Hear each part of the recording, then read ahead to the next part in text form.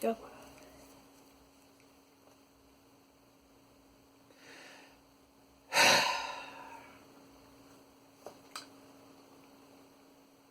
Horrible Sexy Vampire. I'm not kidding, Starfighters. That is actually the name of a horrible sexy vamp. I either have too many jokes or no jokes, and the fact that either one is equally plausible is just horrible sexy vampire. If the movie's as bad as I'm expecting, at the very least, you can't accuse them of false advertising. Wow, that bit in the video, that was a little over the top. I mean, to be fair, I hadn't seen the movie yet, but yikes past me, it wasn't that bad. Anyway, I've now watched Horrible Sexy Vampire, or The Horrible Sexy Vampire, according to the title sequence, but hey, why have consistency between the DVD case and the movies? That just makes things easy, and we can't have that. The plot summary is courtesy of MoriaReviews.com, and as I go through the script later, it will become painfully obvious that I chose the plot summary after I'd already written the bulk of the script.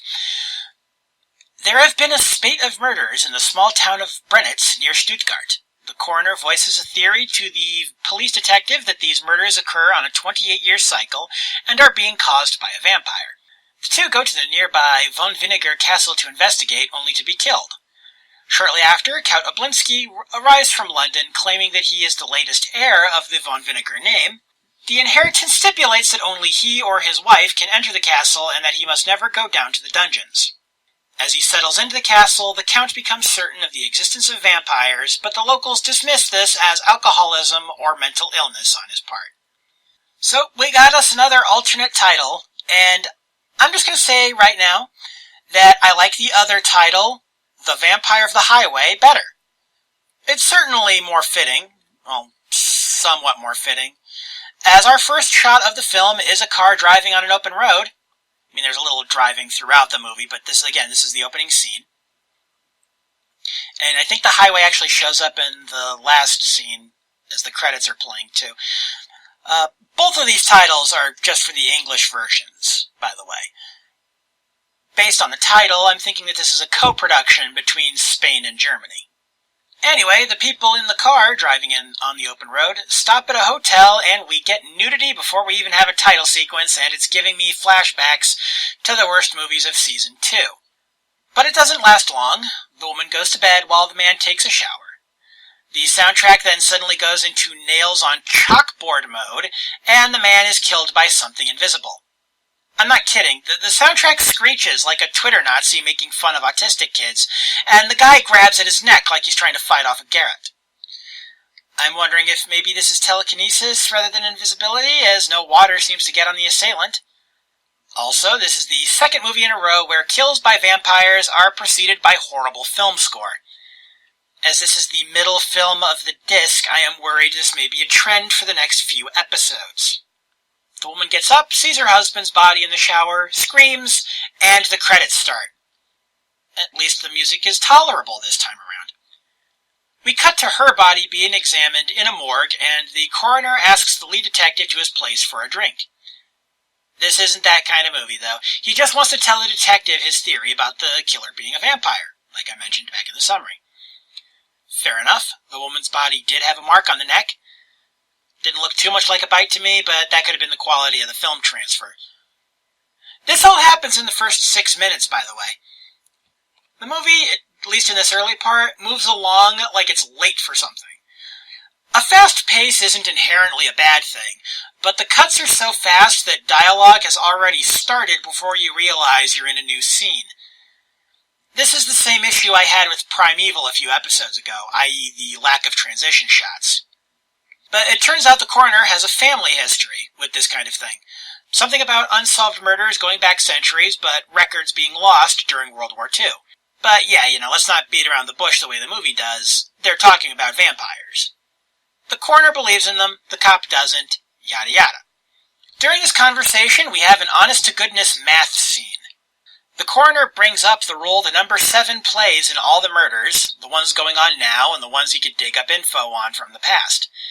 In concept, this is actually interesting, and the scene isn't too dull, but the emphasis is on the too, not the dull, as I'm sure you've noticed. I actually dig a good math scene, nerd that I am, but this movie did not earn a math scene. It's way too early, and now that I think about it, I don't think we've actually been given these characters' names yet. Oh, hey look, an establishing shot. This movie does know they exist. Only took about 1/6 of the runtime. You know, if I were clever, I would have taken a screen cap of where that establishing shot was, but yeah, if you were, whatever picture you saw when you heard me say that, that wasn't it. Anyway, we meet the caretaker for the castle the alleged vampire the coroner is certain of comes from. He's kind of a dick. The caretaker. Near as I can tell, this is his sole character trait. Shortly after the skeptical detective and the coroner go into the castle, the driver of the car that took them there is killed, and yes, the vampire is in fact invisible. I probably should have figured, this is a low-budget European horror movie. Of course it never would have occurred to them to have water falling on him to give him away. Or if it did, there's probably no way they could have pulled it off with whatever their effects budget would have been. So, I have to ask, why sexy? Why would this movie refer to the invisible killer as sexy? I mean, I'm sure there's a fetish for sex with invisible people. Ah, man, now that I've said that, I have to look that up. Hold on. Okay, it seems to exist, yet I can't seem to find much information about it beyond a psychiatry forum where it gets mentioned in passing. I could dig deeper, but I don't want to. Back to the movie. Turns out there's a third person, not the caretaker, who is with the coroner and the detective. No idea who this guy is, but I'm going to assume he'll be dead very soon. Along the way, they find the painting of the suspected vampire, a baron who's supposed to have died in the late 1800s. Now, the plot summary, as well as my own years while I was watching this movie, took this baron's name as Von Vinegar. And I'm going to continue calling him that, although later in the movie, someone with better enunciation actually correctly says it as Von Vinegar, but that's less fun to say. Although really that's as far as I'm going to go with that, because honestly, whatever joke you could come up with for Baron Von Vinegar is probably going to be better than anything I would, so make them, and hey, leave them in the comments. Anyway, the painting is revealed to us with a both over-the-top and badly timed dramatic music sting. Not sure which is sillier, really. The starting several seconds late, or the being completely pointless. The sting would have been more effective for when they opened the tomb of the Baron to find it empty, but no, there they decided to go with subtle. I'm not mad, movie, I'm just disappointed. Of course, the detective is still not convinced and thinks that the Baron's body could have been stolen. Even though before opening the Baron's tomb, they'd opened his wife's tomb and her skeleton and all her jewelry were still there. I mean, you know, I'm pro-skepticism, but there comes a point when skepticism crosses over into denialism, and denialism is bad. Anyway, as the trio prepare to leave, they hear a loud banging noise, and the detective sends Ensign Ricky to investigate. He opens the door, and the driver's body nearly falls on him. His reaction? Without saying a single word, he steps outside and starts slowly waving his flashlight around. Doesn't even call for help or to even tell the detective what happened. I'm pretty sure this guy had spoken earlier, but I guess if they'd given him more dialogue than he'd already had, they'd have had to pay him more. At least he took his gun out, too. But yeah, he's not long for this world, as the Baron, now visible for some reason, sneaks up behind him and grabs him by the throat. I chose to give the movie the benefit of the doubt here and assume that we'd get an explanation for the invisibility and why it went away later on. I was wrong. It seems actually pretty random. Of course, if Ensign Ricky had said literally anything after opening the door, maybe he could have been saved, but no, the detective and coroner were too busy bringing the body of the driver indoors. Of course, if the two dumbasses had left the body there and tried to secure the crime scene, they might have seen the chubby Third Doctor cosplayer killing their other associate, But then I guess this would have been a really short movie. What little drama this scene had is undermined even further when the detective, after using the word properly earlier in the film, mispronounces the word sadist. Well, the English dub actor mispronounced it anyway. There are circumstances where that wouldn't have been that big of a deal, but, Well, let me put it to you this way. Imagine if, during the big dramatic reveal of who his father is in Empire Strikes Back, Mark Hamill had pronounced the word impossible as impossible. That would stand out to you, wouldn't it? If this were an MST3K riff and you were actually watching the movie along with me, the very next moment when the detective walks right into the Baron, who proceeds to stab him in the stomach, I'd make a joke there about the Baron stabbing him over his grammar. But yeah, that was unexpected. Well, not to you, you heard the plot summary earlier, but it was unexpected to me when I was watching the movie. I gotta hand it to the film here. I didn't see it coming, honestly. And the twist doesn't feel completely cheap either. I would say it also explains why we didn't get some of these characters' names, but honestly, this movie just doesn't seem to like giving characters names for some reason. So yeah, our first act is done. Fairly weak, but if it builds on the ending, we'd have a decent horror film on our hands. Will we? Well, let's continue. The Baron kills the coroner too, and then suddenly, awkward jump cut to the funeral. Okay, plus 100 for the twist, but about minus 20 for the awkward editing. Still not uninterested in seeing where we go from here. Though, now that I think about it, the vampire might have just fucked himself here, cause 4 dead bodies, all of them connected to the police in one way or another, is going to draw attention to his manner that, based on what he said to the coroner before strangling him, he doesn't want. Also, is he drinking their blood after he kills these guys? We haven't seen him actually bite anyone at this point. So, at about the 23-minute mark, we have new protagonists. First of all, there's an inspector. What's his name? No fucking clue. They never actually give us one. Or at least not in this print. This might be another case where the Mill Creek print is several minutes shorter than the actual film. Because honestly, at this point in the movie, the part where we're getting our 2 new protagonists, we have names for exactly 2 people. The man who was killed in the shower in the pre-credit sequence, and the vampire. So after we meet Inspector whatever, we meet the other new main character, but first we see him get off a plane, then grab his luggage, then go rent a car, then drive to the police station. It's like the movie heard my complaint about there not being enough establishing shots in the first act, and is now overcompensating. Oh, right, between the airport and the inspector, between renting the car and the inspectors, he drives to a house with a locked gate. Because of how this scene was filmed, I couldn't actually tell that locked gate was actually for the mansion. But, he looks at the gate, then gets back into the car and drives into town. If you think my describing this stuff is boring, imagine how it felt watching it. But once this guy meets up with the inspector, we get his name, which is, of course, Count Oblinsky. Mentioned that back in the plot summary. Flew in from London to inspect the castle, where 4 people were just found dead, and, descendant of Baron von Vinegar, all that. He says it all really fast, though, and there was no closed captioning, so I didn't actually pick up on all of that right away. It took later dialogue from the film for me to piece together who this guy was and why he was there. I was pretty sure early on that he wasn't a vampire.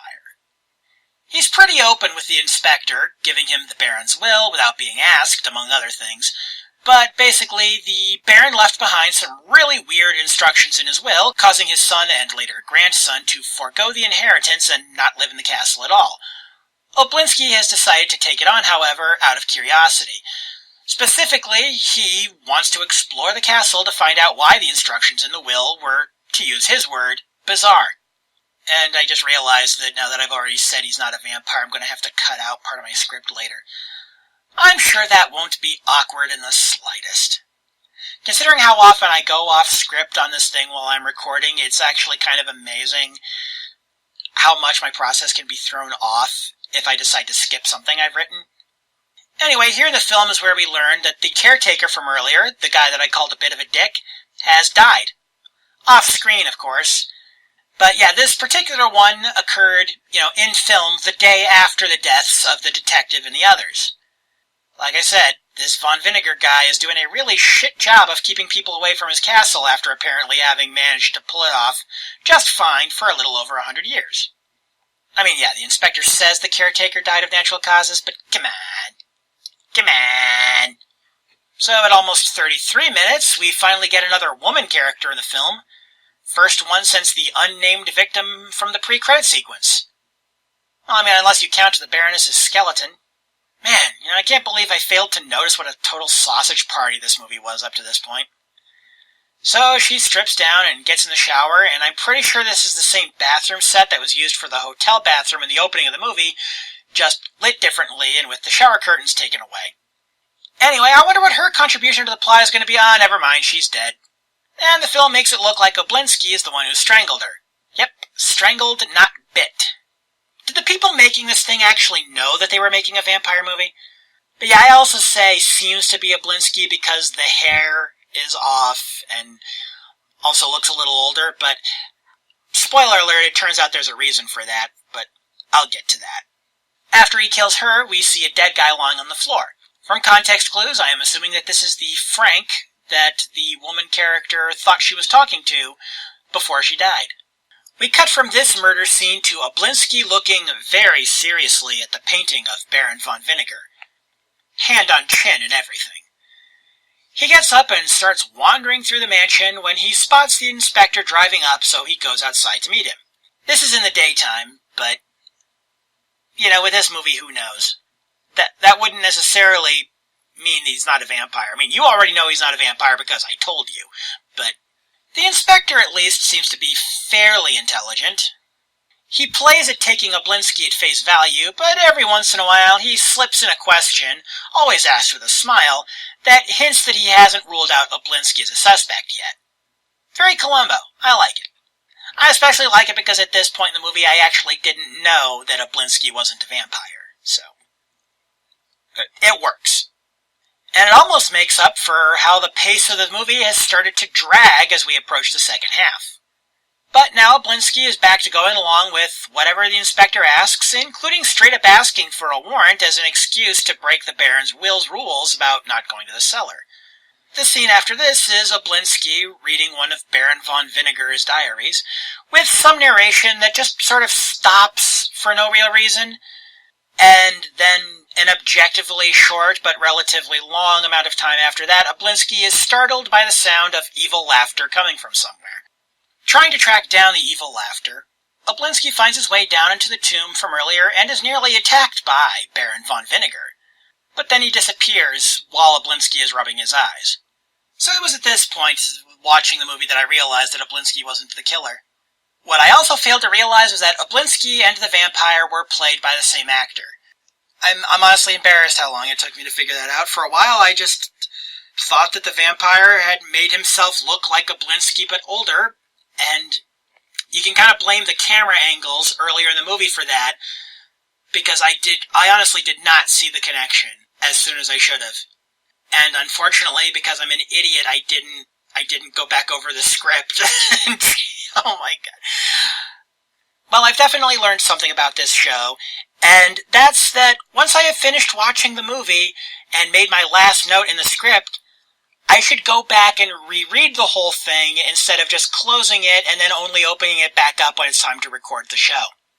So after this attack, Oblinsky goes back upstairs, and no transition scene later, the inspector is telling Oblinsky he doesn't believe what Oblinsky saw while petting a dog.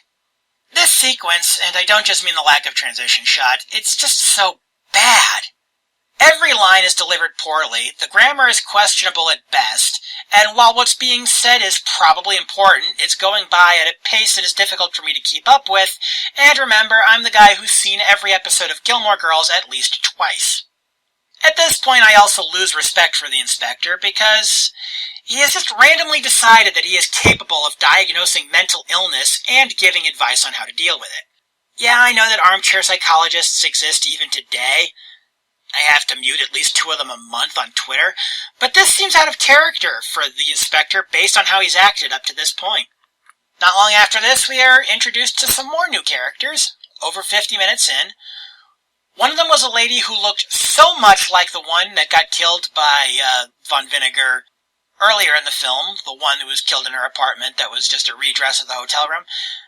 I thought for a moment that the movie had realized that it had skipped a bunch of stuff and was backtracking. We also meet a guy who can only be described as looking like a guy you'd see in the 1970s.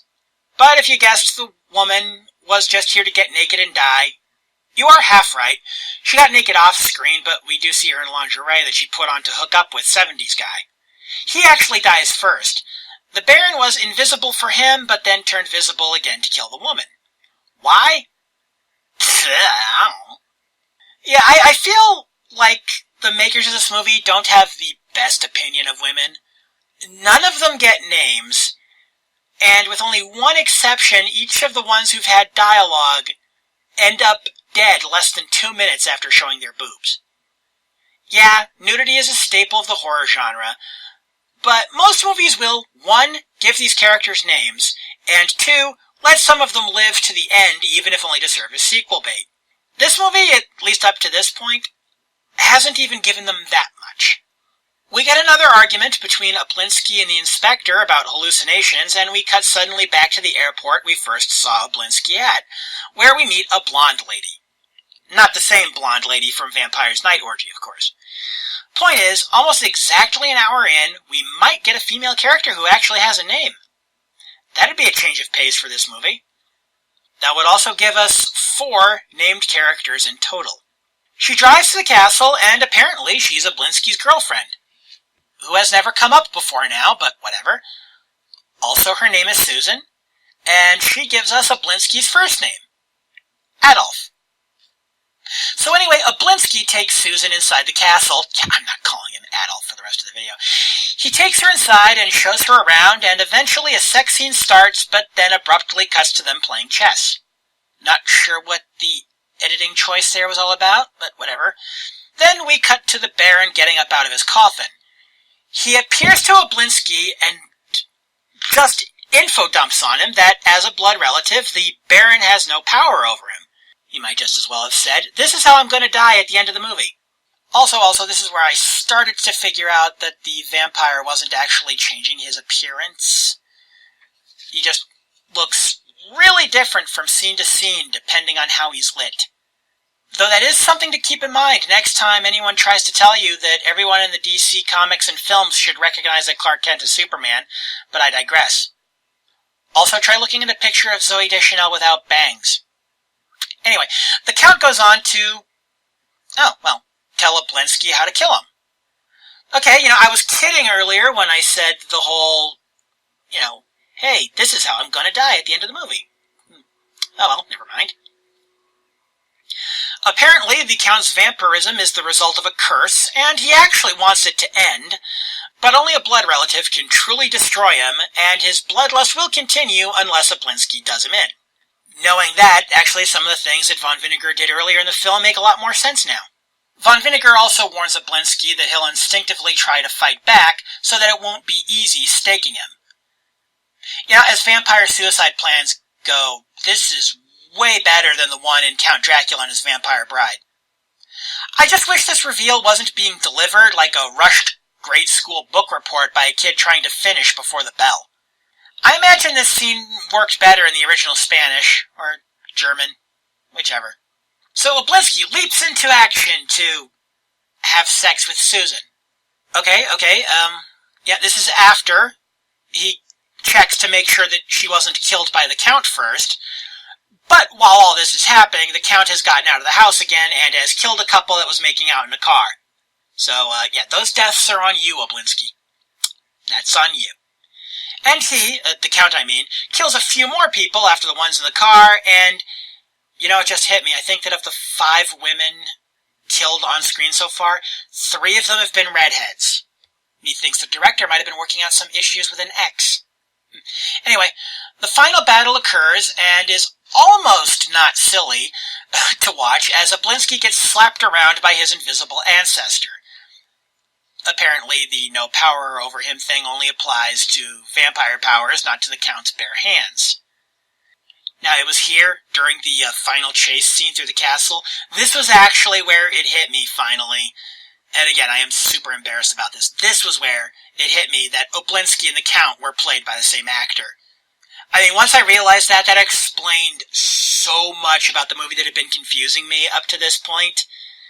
And it also explains why this episode has been so much of a jumbled mess, because I didn't think to go back and fix the damn script. Let it never be said that Arkle actually knows what he's doing. Yeah, and you know what? I'm already not looking too great here, so let me just go ahead and pile on. This realization came 6 minutes before the movie was over. Okay, so Oblinsky stakes Von Vinegar. He decides to sell the castle. He and Susan fuck off back to London. The inspector is convinced that a crazy guy they found who'd escaped at an institution in Munich is the killer somehow. The end. Random thoughts I had while watching the movie. I'll be honest, for about the first 3 to 4 minutes the characters were using them, I honestly wasn't sure the flashlights they had actually worked. That's some bad filmmaking if a working flashlight looks like a shitty prop for much of its screen time. Count Oblinsky seems to de-age between when he gets off the plane and when he gets to the inspector's office. Maybe it was just the hat, I don't know. Creature SH, he who did the banner image for this YouTube channel, and Photoshop artist in residence for Diamanda Hagen, tells me that this movie was released in Germany as The Vampire of Castle Frankenstein. That makes even less sense than Horrible Sexy Vampire. In my original script, I'd made use for room of this Skeletor clip. What? I went to the trouble of downloading it, so I'm putting it in the episode anyway. Final verdict. Well, both titles of this film are kind of a lie. Both English language titles of the film, I mean. The highway really only features very briefly in the opening and around the closing credits, but it doesn't show up anywhere else in the movie. And the vampire, while certainly horrible, was not sexy. I mean, unless, I guess, pasty white guys with Aryan hair do it for you. The pacing of the film is an issue, to put it mildly. The first third flies by too fast, while the final third drags.